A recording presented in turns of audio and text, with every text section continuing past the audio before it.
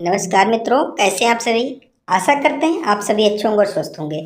तो रेलवे द्वारा पूछे गए कब से कब तक 1992 से कब से 1992 से और 2018 तक के जो भी महत्वपूर्ण साइंस के जो क्वेश्चन थे, विज्ञान के जो भी प्रीवियस ईयर क्वेश्चन थे आरआरबी रेलवे द्वारा पूछे गए, वो मैं आपको इसमें करवाने वाला हूँ। डेली मैं आपको 100 क्वेश्चन करवाऊंगा।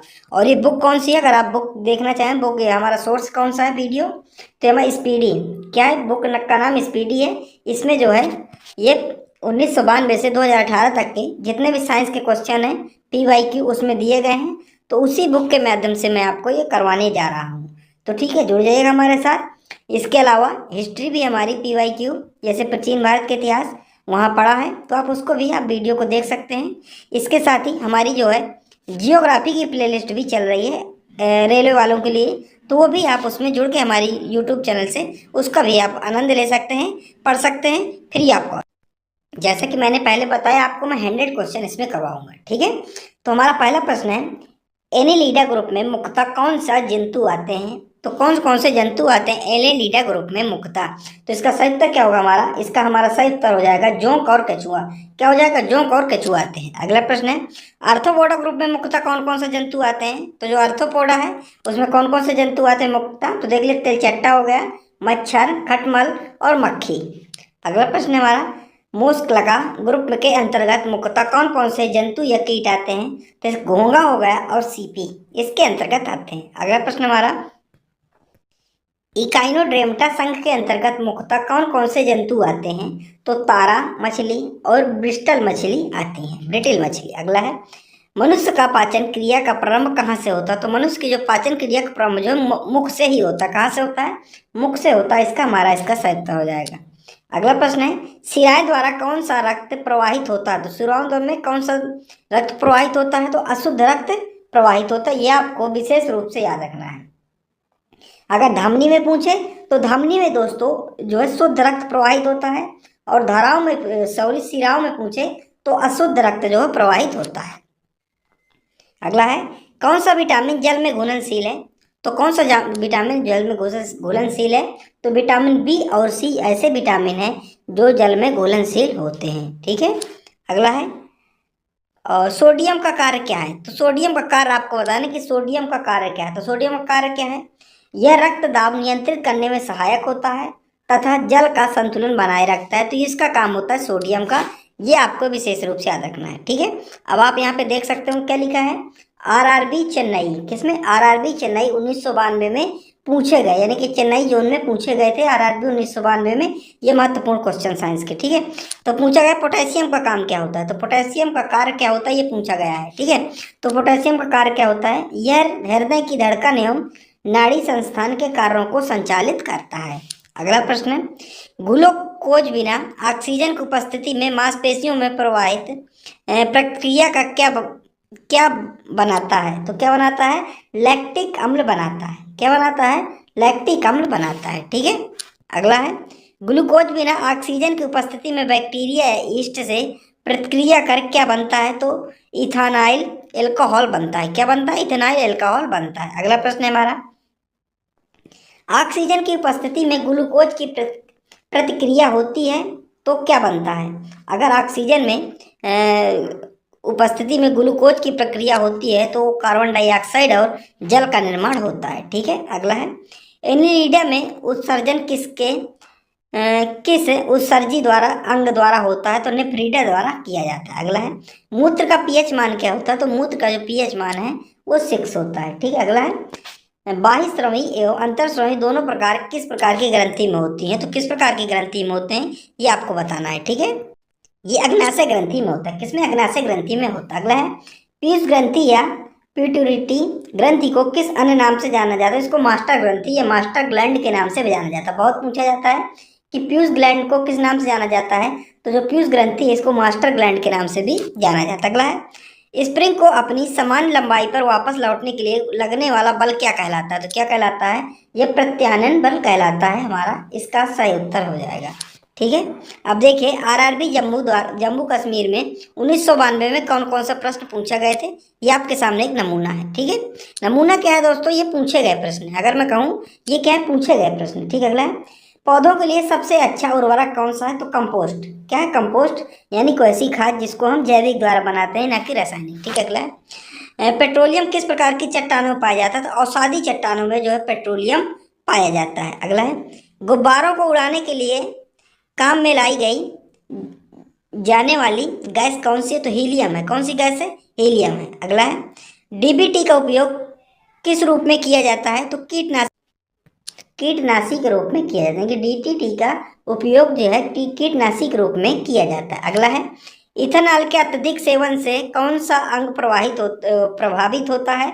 तो इथेनॉल यानी कि अल्कोहल के जो अगर अत्यधिक सेवन करेंगे तो उससे हमारा यकृत जो है प्रभावित होता है। अगला है सभी अम्लों में अनिवार्य रूप में पाए जाने वाला पदार्थ क्या? तो हाइड्रोजन है, यानी कि जिसका फार्मूला H2 होता है। अगला है आग लगने तथा फैलने की सबसे कम संभावना किस वस्त्र में होती है? तो सूती वस्त्र में, यानी कि जो कॉटन का वस्त्र यानी कि सूती का वस्त्र होता है, इसमें आग लगने तथा फैलने की संभावना सबसे कम होती है। ठीक है, अगला है लोहा का सबसे महत्वपूर्ण स्रोत कौन सा है? तो हरी सब्जियां। क्या है?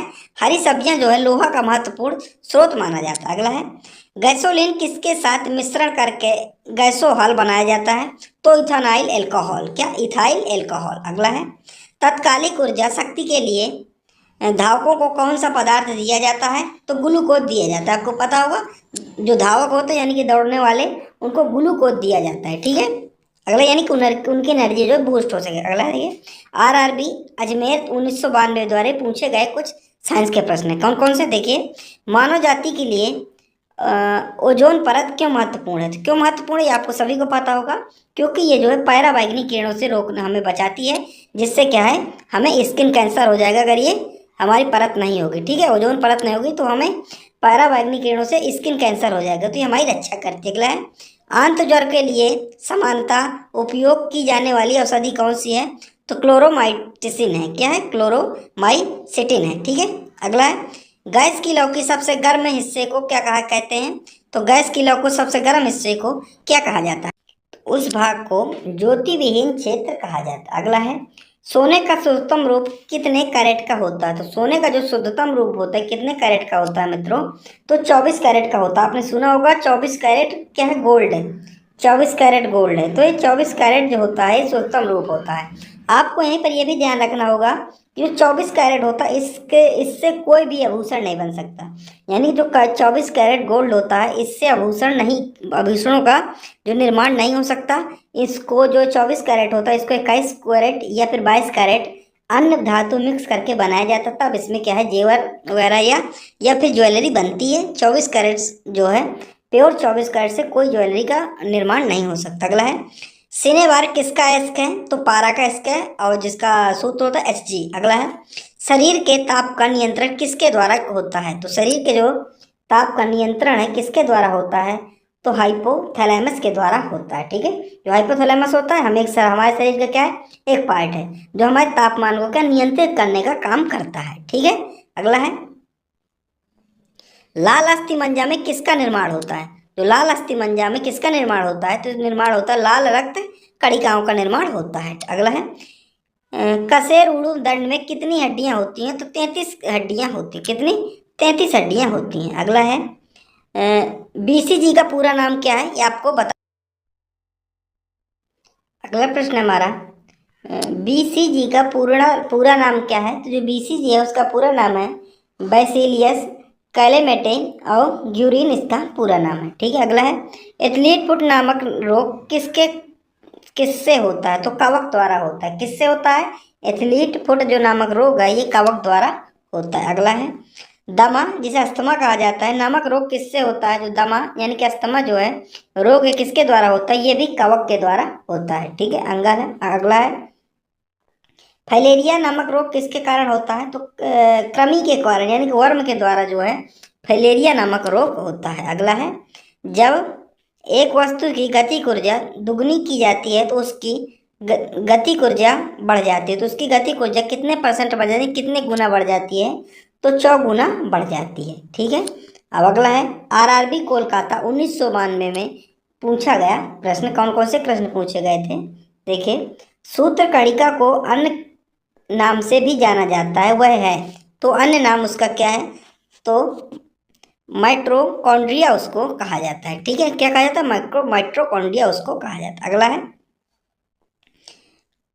बट वृक्ष पादपों को के किस वर्ग में आता है, तो जो बट वृक्ष हैं ये पादप है किस वर्ग में आते हैं, किस समूह में आते हैं, तो अभ्रतबीजी में आते हैं। ठीक है, अगला है flame of the forest, one की ज्वाला का अर्थ क्या है, तो ऐसे पेड़ों से भरा वन जो पतझड़ में फूलते हैं और लाल फूल बिखरते हैं उसे कहा जाता है। जैसे आप देख लीजिए पलाश, तो पलाश को जंगल की आग कहा जाता है। क्यों, क्योंकि जब वो फूलता है तो ऐसा लगता है एकदम चारों तरफ लालिमा छा जाती है, ऐसा लगता है कि जंगल में आग लग गई हो। ठीक है, अगला है पेनिसिलिन किससे बनाया जाता है, तो कवक द्वारा बनाया जाता है। किससे, कवक द्वारा बनाया जाता है। अगला है लाइकेन को दो जीवधारियों का सहयोगी सहचर समझा जाता है, वह दो जीव कौन कौन कौन से हैं, तो एक शैवाल है और एक कवक है। अगला है आमतौर पर संश्लेषित वृद्धि माध्यम और बेकरी में काम में लाया जाने वाला एगार किससे प्राप्त होता है, शैवाल से प्राप्त होता है। अगला है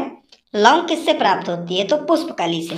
जो लौंग है ये पुष्पकली से प्राप्त होता है। आप लोग नेट में क्या कीजिएगा, लौंग को सर्च कीजिएगा, ये क्या पुष्पकली से ऐसे प्राप्त होती है लौंग। ठीक है, अगला है अनशन या उपवास की लंबी अवधि के दौरान शरीर में असर्धक वर्गीय पूर्ति से, नेक्स्ट है आगे पाछा शर्करा या ग्लूकोज या मधुजन बनाने की विधि का क्या नाम है, तो ग्लूकोवन जनन इसे कहा जाता है।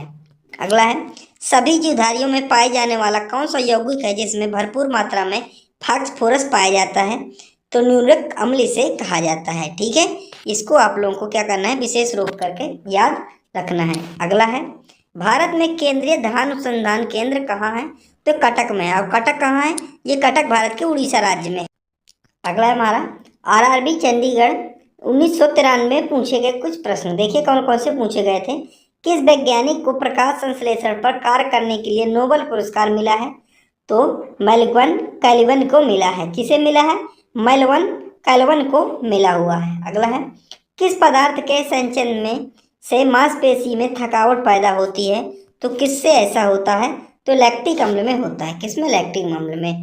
यानी कि जब आप दौड़ के आते होंगे तो आपके क्या है, जो यानी कि जो ये दर्द करते हैं जिसे आप पिडली बोलते हैं या जांग बोलते हैं, वो क्या दर्द करते हैं, तो वो किस कौन सा अम्ल है जो जमा वहाँ पर इकट्ठा हो जाता है जिससे दर्द करते हैं, तो उसे लैक्टिक अम्ल बोला जाता है। ठीक है, अगला है किन रुधिर कोशिकाओं की मदद से रोगों के प्रति प्रतिरोध पैदा होता है, तो लसीकाणु। कौन, लसीकाणु, जिसे लिम्फोसाइट भी कहा जाता है। अगला है मनुष्य में लाल रुधिर कोशिकाओं के जीवन की अवधि कितनी है, तो 120 दिन है। बहुत पूछे जाने वाले प्रश्न हैं।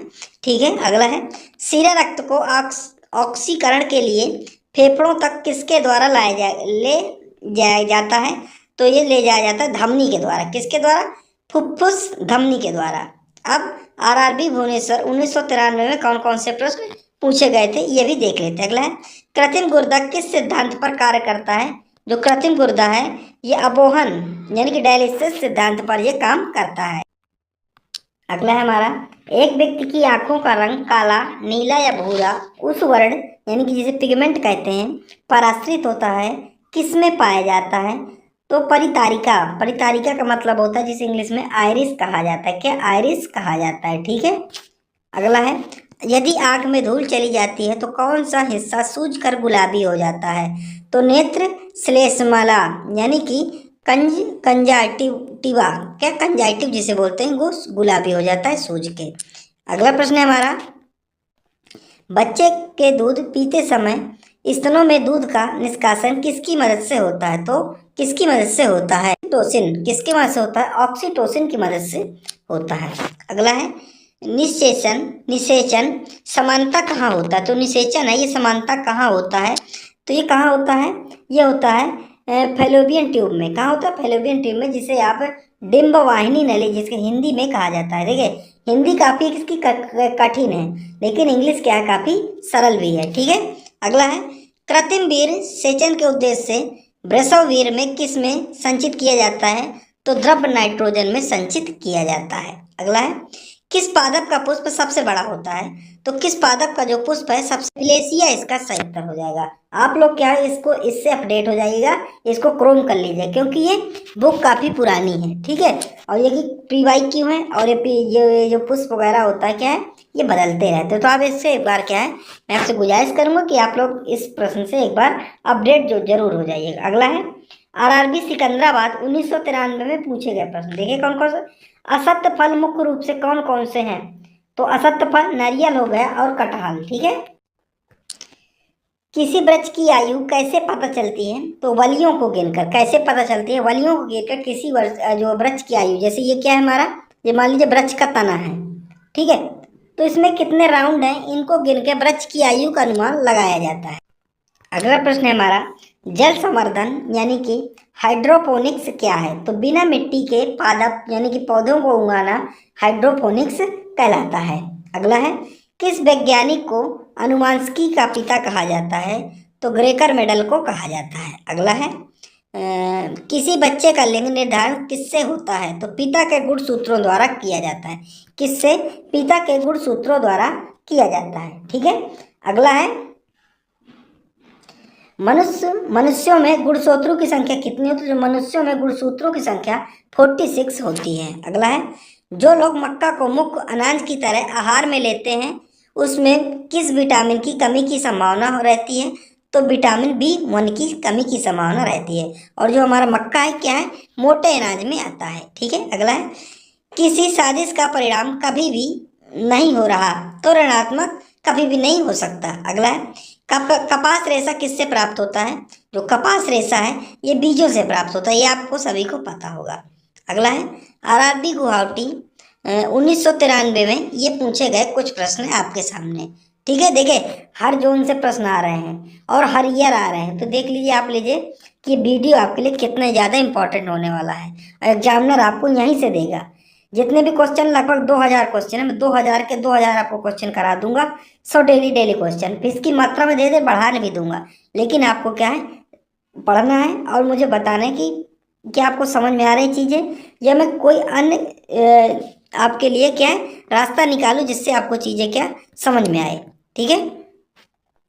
तो ताजे निकले मूत्र में कोई खास गंध नहीं आती, लेकिन कुछ समय बाद उसमें अमोनिया जैसी तेज गंध आने लगती। क्यों? क्योंकि जीवाणु द्वारा यूरिया अमोनिया में बदल जाता है। जो जीवाणु होता है, जो यूरिया होती है, वो जीवाणु जो है यूरिया को अमोनिया में बदल देते हैं। अगला है, किस मछली में सल्क नहीं होती? तो कैटफिश में। किसमें? कैटफिश। अगला है, ज़्यादातर मछलियाँ जल में क्यों नहीं डूबती? तो क्यों नहीं डूबती?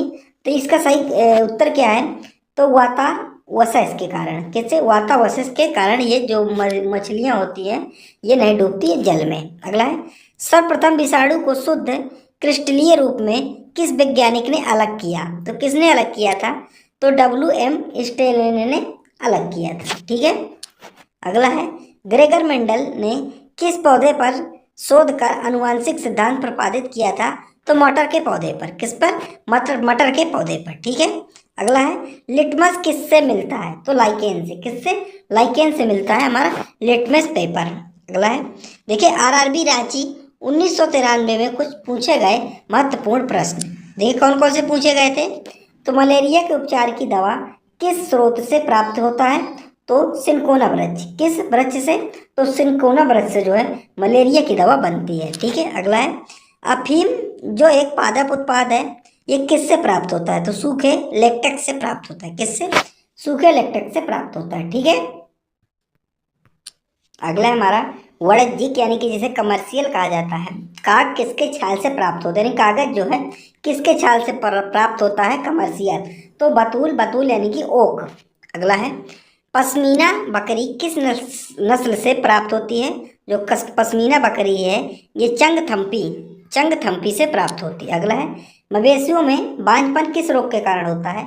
तो बेंग रोग के कारण। किस रोग के कारण? बेंग रोग के कारण होता है। अगला है, अधिक शराब पीने वाले लोग अधिकांशतः किस बीमारी से मरते हैं? तो किस बीमारी से मरते हैं? ये मरते हैं सूत्रण रोग यानी कि सिरोसिस से मरते हैं। अगला है, राइजोबियम किसका कार्य करती है? तो प्रोटीन संश्लेषण का काम करती है, ठीक है। अगला है, मरुस्थल में उगने वाले पौधे क्या कहलाते हैं? तो मरुद्भिद कहलाते हैं। क्या कहलाते हैं? मरुभिद कहलाते हैं। अगला है, देखिए आरआरबी कोलकाता 1994 में पूछे गए प्रश्न, कौन कौन से प्रश्न पूछे गए थे? देखिए भोपाल में 1984 में जो गैस लीक हुई थी वह कौन सी गैस थी? तो मिथाइल थी। कौन थी? मिथाइल आइसोसाइनाइड थी। ठीक है। अगला है, भैंस के मुख्य नस्लें कौन कौन सी हैं? तो भैंस की जो मुख्य नस्लें हैं, जैसे मुर्रा हो गया, सुरती हो गया, भदवाड़ी, जफराबादी और मेहसाना। अगला है, केंद्रीय बकरी अनुसंधान संस्थान की स्थापना कहाँ की गई थी? तो कहाँ की गई थी? ये उत्तर प्रदेश के मथुरा के पास मखदूम में की गई थी। अगला है, राष्ट्रीय ऊंट अनुसंधान केंद्र कहाँ है? तो ये बीकानेर में। कहाँ है?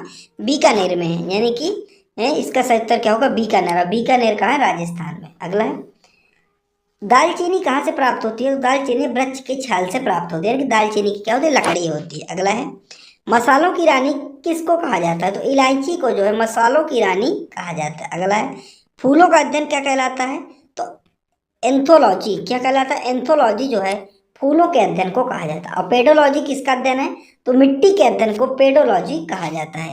ये ऐसे प्रश्न क्या है? पूछे गए प्रश्न। अगला है, सिस्टमा नेचर किसकी पुस्तक है? तो कार्ल लिनियस की पुस्तक।